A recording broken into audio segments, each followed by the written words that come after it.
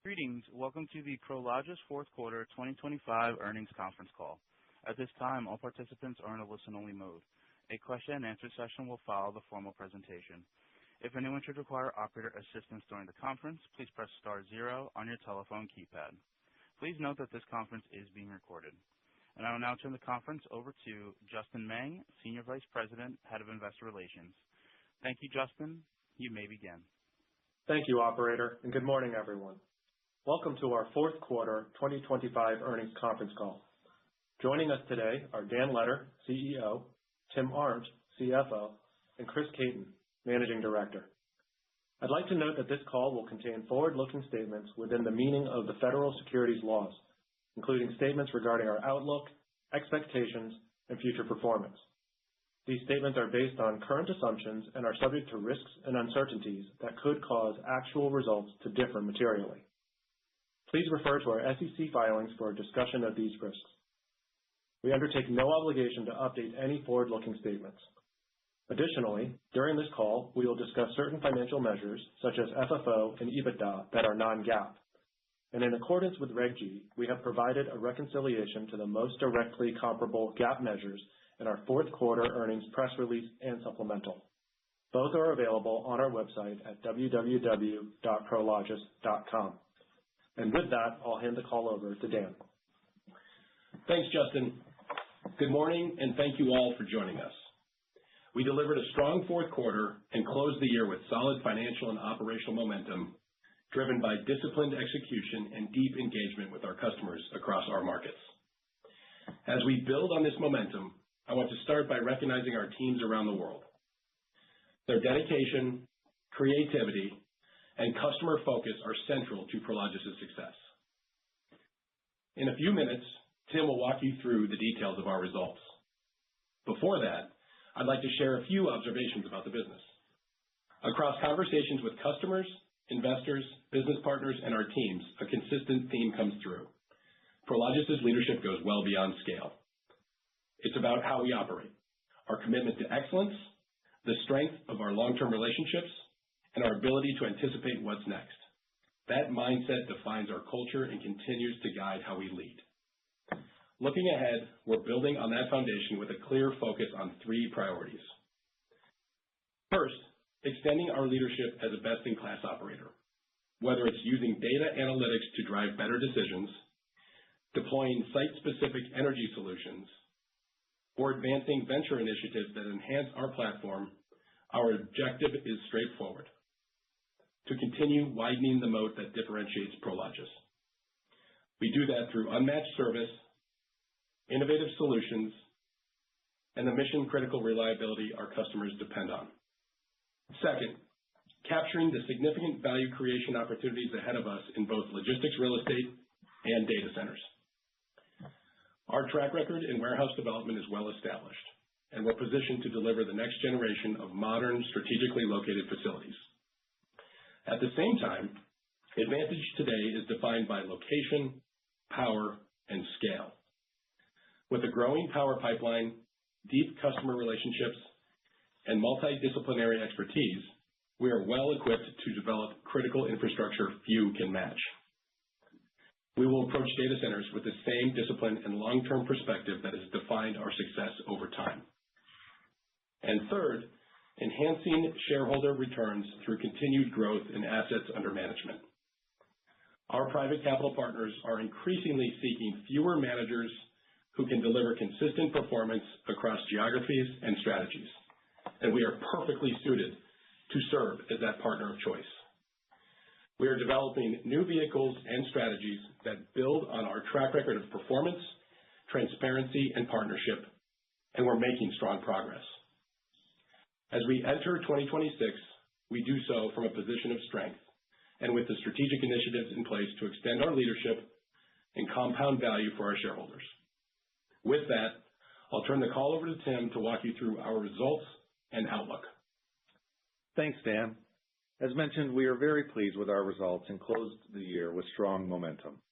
Our teams performed exceptionally well, signing 57 million square feet of leases in the quarter and driving occupancy toward 96%, further widening our outperformance versus the market. Improved customer sentiment, together with better-than-expected market conditions, reinforces our view that vacancy has peaked and rents are beginning to inflect across many markets. Momentum extended across the growth areas of our business as well. Our development platform, particularly in build-to-suits, continues to outperform, exceeding expectations and capturing meaningful market share.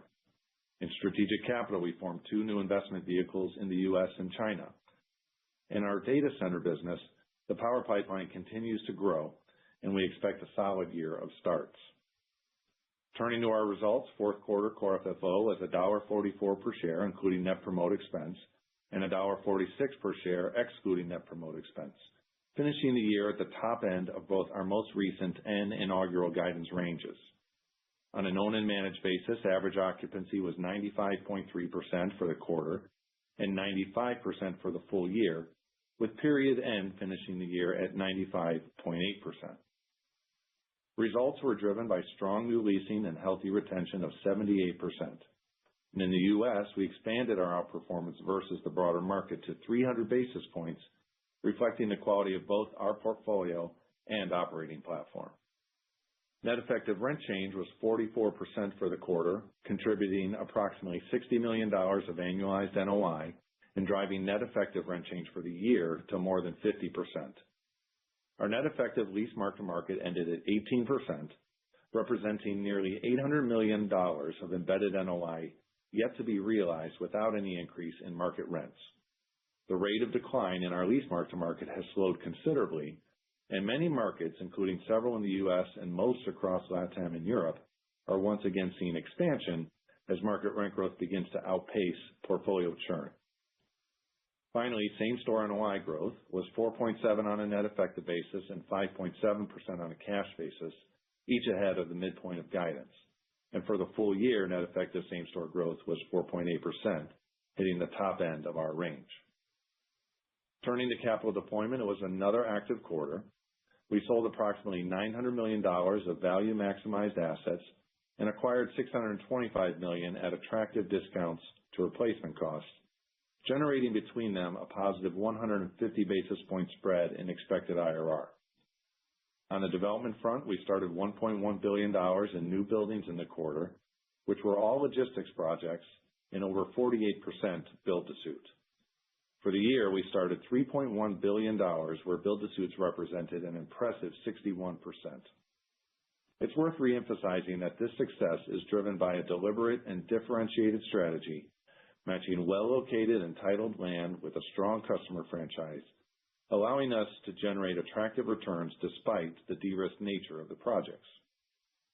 In our energy business, we delivered another strong quarter, lifting total installed capacity to 1.1 gigawatts, achieving and surpassing our 1 gigawatt goal set 4 years ago.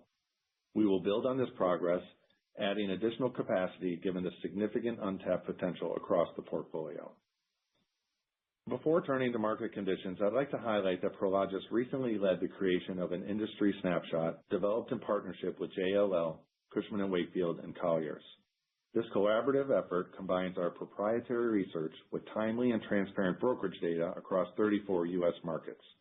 You can find the report in the research section of our website. Overall, we are progressing through the 3 stages of inflection we outlined last quarter: evidence of enduring demand, resulting build and occupancy, followed by an inflection in rents. We are now seeing all 3 at varying stages and paces across our geographies, setting up a constructive 2026. Fourth quarter net absorption was 59 million square feet in the U.S., a strong finish to the year and further evidence that demand is both visible and building. Higher absorption levels, which exceeded completions for the first time since 2022, resulted in a decline in U.S. vacancy to 7.4%.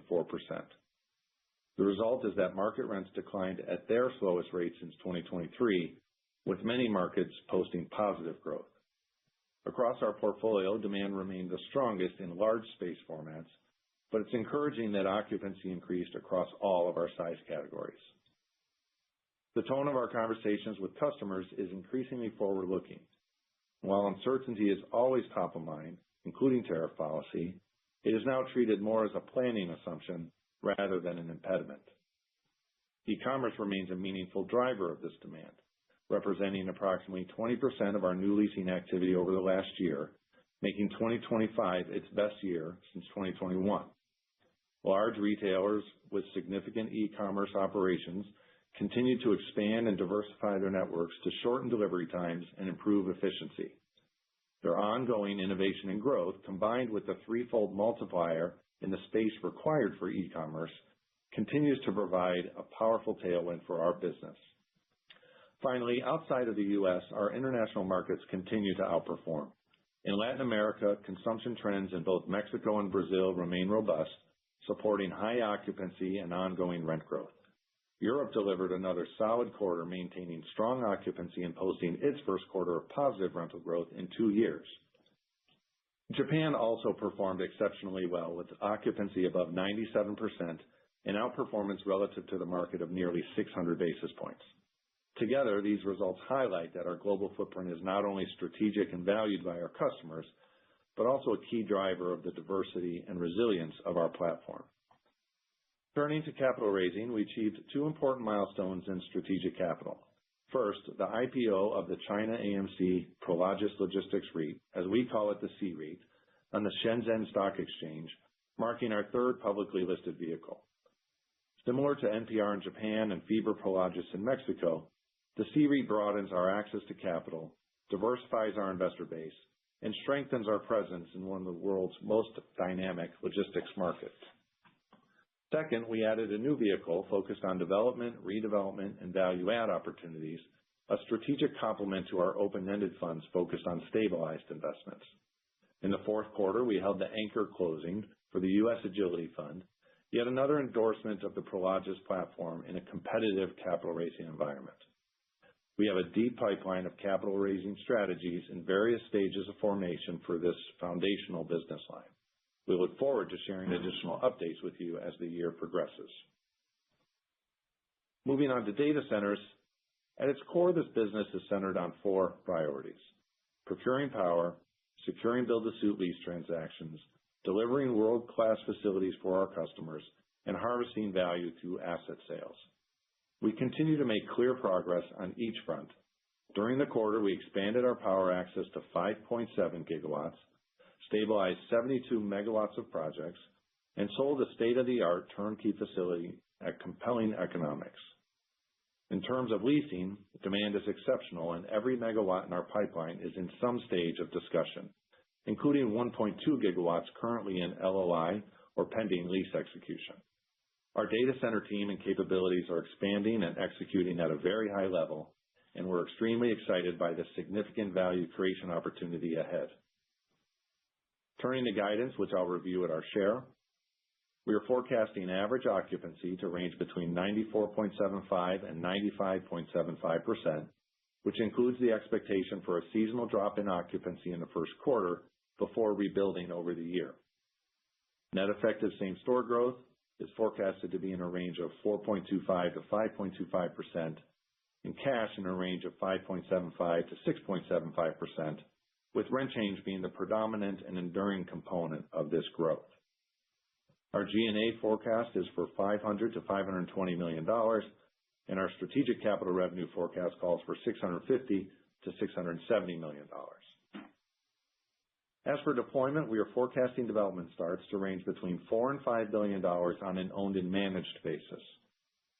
As mentioned earlier, we have increased visibility and confidence around new starts in our data center business, so we've included those volumes in this guidance at approximately 40% of the activity.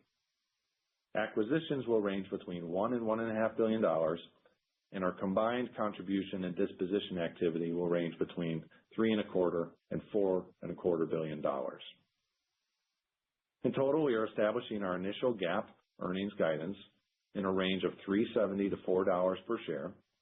Core FFO, including net promote expense, will range between $6 and $6.20 per share, while core FFO excluding net promote expense will range between $6.05 and $6.25 per share. In closing, 2025 brought unexpected challenges and periods of uncertainty, and we're very pleased with how the company performed throughout the year. Our teams once again demonstrated the strength and resilience of our platform and the discipline of our world-class operations delivering strong operational and financial results. Equally important, we used the year to strengthen the foundation of our business by advancing development entitlements, expanding strategic capital, and accelerating our progress in data centers and energy. As a result, we enter 2026 from a position of strength with operating momentum and a setup that supports durable long-term growth. With that, I'll turn the call back to the operator for your questions. Operator? Thank you. We will now be conducting a question and answer session. We ask that you please, if you would like to ask a question, please press star one on your telephone keypad.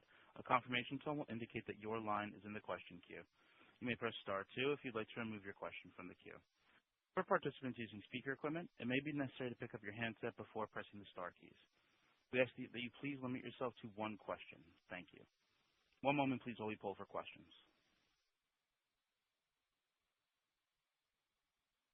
And the first question comes from the line of Blaine Heck with Wells Fargo. Please proceed with your question. Great. Thanks. Good morning, everyone.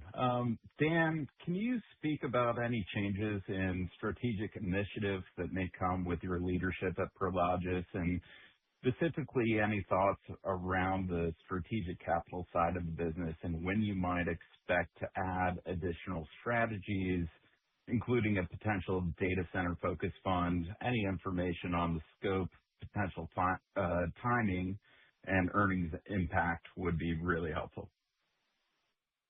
Yeah, thanks, Blaine. I highlighted our strategy pretty clearly in my opening remarks here. And what did I say there? First, our focus is centered on compounding the core logistics business while continuing to broaden and strengthen the platform. Logistics is and will remain the foundation here, serving the consumption centers around the world, capturing the embedded rent growth and lifting rents as markets recover. And then we'll start leaning more into development where supply is constrained. Data centers and energy, high return adjacent businesses here, where our land positions, our power access, and our customer relationships really give us that edge. We have a very strong customer franchise. And yes, I expect to grow the strategic capital AUM significantly, both through existing vehicles and new vehicles. And really, at the end of the day, it's all about hyper focus on execution for this team. But Tim, maybe you want to add on something on the new vehicles? Yeah. Hey, Blaine, on the data center fund and its prospects, as you know, over the past weeks and months now, we've been dialoguing with some of the world's larger investors, and they are ones who would have interest in co-investing in this business. And we've had a very productive couple of months in that regard. There definitely is a lot of interest, such that we see capital isn't necessarily the constraint here. And what we're really after is determining what capital structure makes sense for this business that allows us to take full advantage of all the development opportunities in the portfolio, diversifying projects, but growing the AUM that we're talking about here and enhancing it with fee streams, et cetera, driving ROE. I'd say we're meaningfully through that process at this point. We expect to know more in the coming weeks and months, but it's something at the same time I'll say we're taking care to get right given the scale of the opportunity. So in the meantime, the balance sheet's been comfortably carrying out the program that we have. It's been very profitable. So we'll compare these alternatives to that status quo, and as we have more news for you, we will share it out in the coming months. Thank you, Blaine. Operator, next question. The next question comes from the line of Michael Griffin with Evercore ISI. Please proceed. Great, thanks. Tim, I appreciated your comments kind of walking through the puts and takes of your expectations in 2026. Wondering if you can dive a little bit deeper into your assumption around market rent growth, and maybe if you're able to kind of quantify it for us in terms of what you're forecasting for the year ahead. It seemed like some markets are hitting an inflection point. You've still got a healthy mark-to-market. So is this a scenario where maybe market rents are down in the first half of the year and then improve as we get to the second half? Just maybe walk us through some commentary there. That'd be great. Thank you. Yeah, let me pass that over to Chris. Michael, let me give you the full fundamental forecast for 26 so that you have all the context you need to make that judgment. The key message here is market vacancies are poised to improve over the course of the year. Now, that already began in the fourth quarter when net absorption outperformed completions, and I anticipate 26 will play out the same way. New demand is the key variable here, and we expect net absorption to approach 200 million square feet in 26 versus 155 last year. Decline in supply is helping. Deliveries are on pace to be 180 million square feet in 2026, down from 200 million square feet last year. So that'll take vacancies, which were at 7.4% at the end of last year, towards 7.1, 7.2% at the end of this year. And so you're right, markets are advancing at different rates. Tim described rent demand improving, occupancy levels beginning to improve across a greater range of markets, and ultimately rents. So we expect positive rent growth in aggregate to begin to emerge in a more clear way over the course of the year. Thank you, Michael. Operator, next question. The next question comes from the line of Craig Mailman with Citi. Please proceed. Hey, good afternoon, guys. Just want to hit on the data center piece real quick. I think, Tim, you said that you have 1.2 gigawatts in LOI or advanced negotiations. Can you just walk through kind of how many projects that would be and how that's reflected in the development start guidance? I noticed you guys, for the first time, aggregated warehouse and data center. So give us a sense of like how much of that start guidance is data centers versus warehouses, and if this 1.2 gigawatts is sort of a near-term opportunity or 27 and 28 too. Yeah, I won't break it down by project for you, Craig, but we have a small handful, I'll describe it that way, of starts that feel relatively imminent given the stage of leasing I just described them in. So I expect you'll see something this quarter in starts, and certainly in the first half, maybe a couple there. In the guidance, I described that 40% of our overall owned and managed range of $4 to $5 billion. We expect 40% of that roughly to be in data centers, so you can unpack that and understand the logistics piece. And I think, I will say, I think we've left some opportunity to outperform this in a few ways, both in logistics and in data centers. On the logistics side, I would say that what you infer there on logistics starts is still below what a very strong run rate would be for us. We could see that the environment for spec starts continues to improve, and that would be a means for outperformance on those starts. And on the data center side, I would bear in mind that it's not only going to be in project count, if you will, that we execute on, but also format. We have a mix that we think about between powered shell and turnkey, and the appetite for turnkey projects is quite high from our customers. And if we choose to execute more in that format, the aggregate dollars would rise as well. Let me just pile on here. We've often talked about a wide range of deployment that we can do throughout the year. We own land in over 70 markets around the world. And as we talked about, $42 billion worth of opportunity in that land bank, of which nearly 40% of that is ready to go. So we can really make a decision at a moment's notice as it relates to starting. So we have a lot of opportunity, as Tim mentioned. Thank you, Craig. Operator, next question. The next question comes from the line of Caitlin Burrows with Goldman Sachs. Please proceed. Hi, everyone. Maybe another data center question. So just a year ago on the 4Q24 call, you guys mentioned that you could reach 10 gigawatts of power in 10 years. I guess now we're 1 year later and you're already at almost 6 gigawatts. So I was just wondering if there was any update on that kind of 10 gigawatt outlook or trajectory, and do you think the pace of increase could keep going? Might it slow down because future increases in power are increasingly more difficult, or just how do you expect that to trend? Thanks. Caitlin, I would say, when we talk about the 10 gigawatts of power, what we've talked about is just the universe of opportunity that we have. We own 6,000 buildings adjacent to the world's most dynamic consumption centers. We own or control 14,000 acres of land. And it's really lumpy as to when these sites will be ready, will be energized. And that's why we're updating you as soon as we know what's coming. But I'm very comfortable stating that 10 gigawatt pipeline, and there's just a lot behind that that is further down the road, but no update further from that number. Thank you, Clayton. Caitlin, operator, next question. The next question comes from the line of Vikram Malhotra with Mizuho. Please proceed with your question. Morning.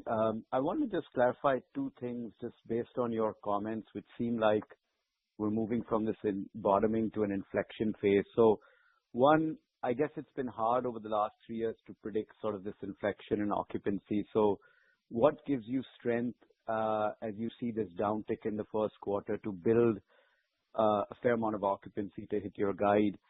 And then related to that, as you get this strong core growth, what can you walk through some of the offsets that limit the FFO growth this year? Thanks. Hey, Vikram. Well, look, on occupancy, I think the first thing that is worthy of remembering is that the past few years now of absorption is what has been the outlier. We've had very low years of annual absorption in our markets. So even with Chris's forecast of approaching 200, we'd still call that not fully normal or robust. So I think that's useful context, perhaps. The remainder is, look, I think our guide is for about 25 basis points increase in average. Also, maybe not as extreme as you might be reading into. But finishing the year at 95.8% and building occupancy over the course of the year, to answer your direct question, is what gives us a good amount of confidence in the forecast that we have here. Thank you, Vikram. Operator, next question. The next question comes from the line of Samir Khanal with Bank of America. Please proceed. Good morning, everybody. I guess, Tim, occupancy had a nice pickup in Europe and Asia in 4Q. I think you talked a little bit about Japan, but maybe can you provide some color on kind of the big pickup there in occupancy and sort of what's driving that? Thanks. Hey, Samir, I would say, I would look back across the year, probably 25. The Europe story and definitely the Japan story are not new. We've tried to highlight that a few times in recent quarters. Occupancies there in the market have been pretty strong in Europe, at least. Japan is a different story at the market level. But our portfolio in both cases has been quite high and has been that way for quite a while now. Anything you would add, Chris? No, that's right. I'd say momentum's building around the world. So ex-US has more momentum, healthy demand, lower vacancies. Thank you, Samir. Operator, next question. The next question comes from the line of Ronald Kamdem with Morgan Stanley. Please proceed. Great. Just had a broader question on capital deployment, both on the data center and the traditional sort of industrial side. If you could just walk us through just what that potential pipeline looks like in terms of the ramp and what you need to see to sort of increase the run rate, specifically on the industrial side. Thanks. Yeah, Ron, I'll start. Maybe Tim will chime in here. But as I mentioned, we have a significant number of opportunities. Good news is we saw this real estate cycle continue in the fourth quarter. As Chris mentioned in his prior remarks, we're seeing really starting to see better activity in really all size ranges. It's not just a big box story, or at least fourth quarter wasn't just a big box story. So we can watch these markets literally by the week and month and make decisions on the fly and ramp accordingly. Yeah, I would only say, Dan, that's precisely right. And Ron, and maybe to give a different context, it really is built up week by week at investment committee as teams are deciding conditions in their respective markets are appropriate. It's not something that we govern top down. Thank you, Ron. Operator, next question. The next question comes from the line of Nick Tillman with Baird. Please proceed. Hey, good morning. Maybe touching still on the development starts on the industrial side. Is it fair to assume that you still have a little bit more bias ex-US in that market? And then as we think of the land bank overall, you guys have alluded to the mark-to-market upside, but then replacement cost rents I guess as we look at the land bank overall, what percentage of that bank do you think is in the money when it comes to new construction, like barring or if the demand is there, like what percentage of that would you say is in the money at this point on new starts here? Well, I'll take the second part, and Dan can pick up the geographic mix maybe after. It's a challenging question to unpack the way you're phrasing it. I guess what I would tell you is that we evaluate the valuation of the land bank every quarter, and we continually read out to you how we see that. Presently, we see that around 110% fair market value to book value. So that is going to be a mix of projects that are more deeply in the money than others, but I can only provide you the information on that aggregate basis. Yeah, and then as it relates to geographies, about 2/3 of the starts that we're assuming for the year on the logistics side are in the U.S. for 2026. That's up about 10-15% year over year. And then we're seeing strong markets in Latin America between Sao Paulo, between Mexico, I'd say not the border markets of Mexico, but Mexico City, and then if you go over to Europe, we'll see some starts in Germany, Netherlands, Northern Europe mostly. Thank you, Nick. Operator, next question. The next question comes from the line of Vince Tibone with Green Street. Please proceed with your question. Hi, good morning. I have a few more questions on the data center opportunity. On the 1.2 gigawatts you mentioned are under LOI, would those be mostly powered shell or turnkey? I'm just trying to get a sense of the total investment for that power. And then could you also clarify just what exactly it means to be kind of in advanced stages of procurement for power? I mean, it's just everything we hear is it's taking longer and longer to get power from the utilities. So I'm curious, like, how far out that stuff that's in advanced stages may take before power could be delivered? Like, is it because you have commitments for that power, but it may be 3 to 5 years, if not more, until it's actually delivered? Just trying to get a sense of both those points.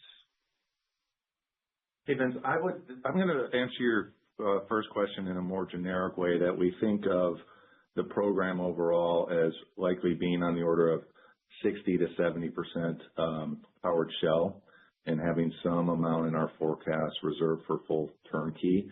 The deals that are in the near future are still working through those discussions, and we've seen, it may be surprising, but we've seen even in late stages or mid-build, customers decide to transition from powered shell to full turnkey, so that's why it's a little squishy right now. But to widen you out to think about the entire initiative, think about 60 to 70% powered shell. And Vince, to your question around what defines advanced stages, what's secured. Advanced stages, it's the point when a project has a preliminary utility agreement. That really signals progress towards like a firm power agreement. It's really just pending the final design and construction with the utility. There's significant capital that's been outlaid at that point, and it's definitely a defined path to securing that firm power. That often happens after many 12, 18, 24 months of negotiations with these utilities. And then it typically takes another year to two to get to that secured stage. And then we consider secured power as when the data center project has a binding agreement through the form of an energy service agreement with the utility, and that's guaranteeing power delivery and committing to build that necessary infrastructure. Thank you, Vince. Operator, next question.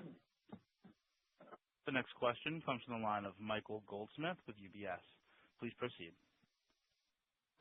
Good morning. Thanks a lot for taking my question. Despite what was a particularly volatile year in 2025, you still ended up at the high end of your initial core FFO promote guidance, which suggests stability in the algorithm, but the spread for the outlook in 2026 is even wider. So is there anything that would add more sensitivity or a wider range of outcomes this year? And then as well, Southern California lease percentage picked up 140 basis points. So if you think that's in the help of that market, that would be appreciated. Hey, Michael, it's Tim. On your first question, I would think of it more as math, to be honest. We're just getting to earnings per share, FFO per share here. That's quite a high number, crossing over $6 now. And if you just think of variability in percentage terms, the penny range that we provide needs to move with that growth and widens out. It's just natural. Hey, Michael, it's Chris. On Southern California, great pickup. There has been a tone shift in Southern California worth discussing. So look, let's acknowledge Southern California has been a soft market, and market vacancies are elevated there, but there is a new direction in customer demand, and it's giving us confidence in the call that we've been consistent in making in terms of the opportunity for cyclical recovery to emerge. What I'm specifically looking at is in the back half of the year, and so both in the third and fourth quarters, gross absorption and net absorption went in a different direction, in an improved direction. Customers are engaging earlier in renewals. There's broader discussion of new lease requirements across all submarkets from a wider range of customers. And as it relates to submarkets, we often get asked that question, and there is still some nuance as we approach this inflection point. Inland Empire is clearly outperforming Los Angeles. There's great improving net absorption in that geography. Class A over Class B is outperforming. That's a positive for our portfolio. And in fact, there are a couple of pockets where there's some scarcity and healthy customer demand that's leading to firming and improving pricing. So I'm thinking really big box in Inland Empire. Putting it together, the cycle is progressing and short-term weakness is dissipating. Thank you, Michael. Operator, next question. The next question comes from the line of Mike Mueller with J.P. Morgan. Please proceed with your question. Yeah, hi, thanks. Do your fund contribution expectations for 26 reflect just ongoing development activities for warehouses, or does it factor in any contributions for the new vehicles? The only thing included in the contribution guidance is that we contemplate for the year is that the agility fund that I mentioned in my prepared remarks, before it starts some of the development activity it will undertake in the year, it will take some contributions of land from Prologis, marked up to fair value is the way that will operate, and that is reflected in the guidance.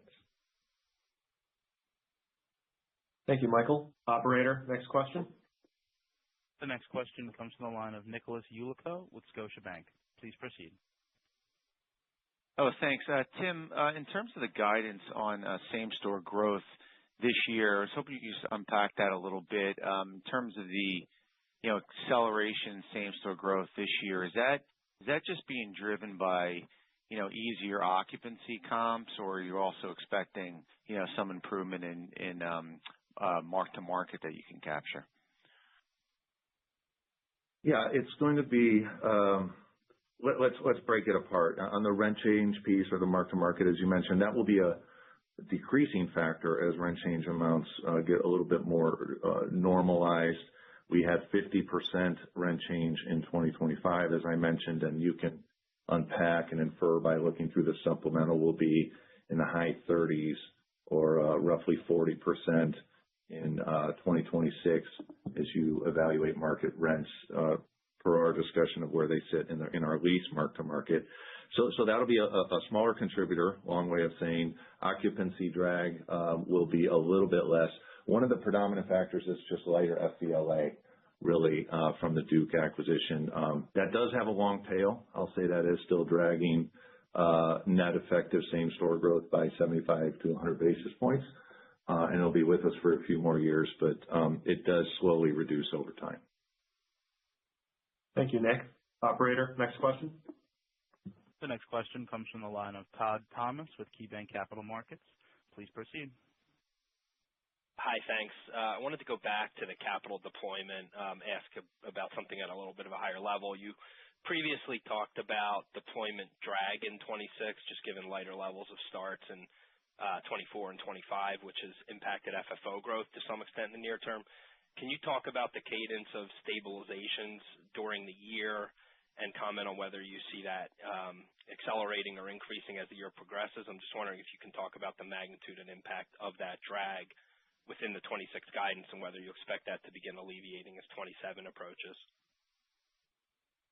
Yeah, Todd, I think the best disclosure on this is present in the sub with regard to the pipeline overall, and we do demark what years of stabilization the projects fall into. We don't provide it out by quarter. That's just a lot of detail for one, but on the speculative side, that's going to be subject to when leasing is being achieved.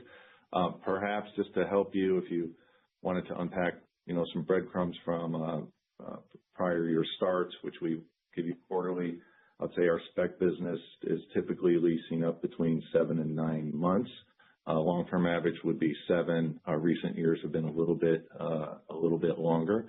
I expect to see that tighten as market conditions do, and then build-to-suits, of course, come online immediately at project completion. Thank you, Todd. Operator, next question. The next question comes from the line of Brendan Lynch with Barclays. Please proceed. Great. Thank you for taking my question. Another follow-up on the data center side. Can you discuss the 5+ gigawatts of power that you have access to, and how fragmented that power is dispersed either geographically or even conceivably by asset, and where the largest blocks are that you have? Yeah, sure. So our land and the power bank, if you will, it is distributed across Tier 1 and Tier 2 markets across the U.S. and Europe. That's Northern Virginia, that's Silicon Valley, Chicago, New Jersey, Dallas, Portland. In the U.S. is Tier 1. It's the flap D markets. Literally, we've got Amsterdam, London, Paris, Frankfurt, Dublin that we're working. And then Tier 2, we've got a number of sites as well: Austin, Las Vegas, Phoenix, Salt Lake City, Boston, Denver, and then Madrid, Milan, and Berlin in Europe. So very dispersed, a wide range of opportunities here. Thank you, Brendan. Operator, next question. Our final question comes from the line of John Kim with BMO Capital Markets. Please proceed. Thank you for squeezing me in.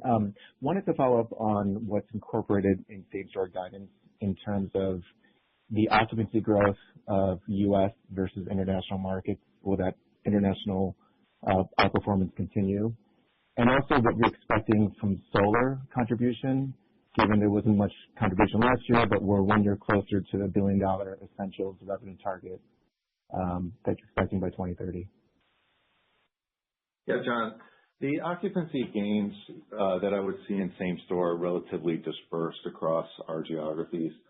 There's more weight coming out of the U.S. generally, of course, but the levels of improvement, even at the market level, as we think about Chris's absorption, are kind of uniform in basis point terms between those geographies.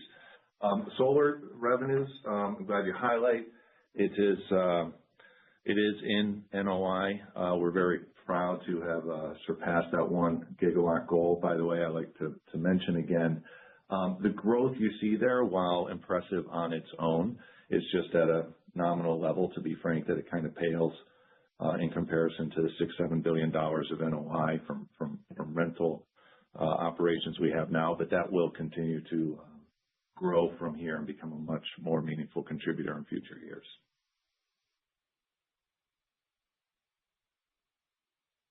This now concludes our question and answer session, and I would like to turn the floor back over to management for any closing comments. Thank you for joining us today. We appreciate your interest in the company. We look forward to connecting throughout the quarter or during next quarter's call. Take care. And ladies and gentlemen, thank you for your participation. That does conclude today's teleconference. Please disconnect your lines and have a wonderful day.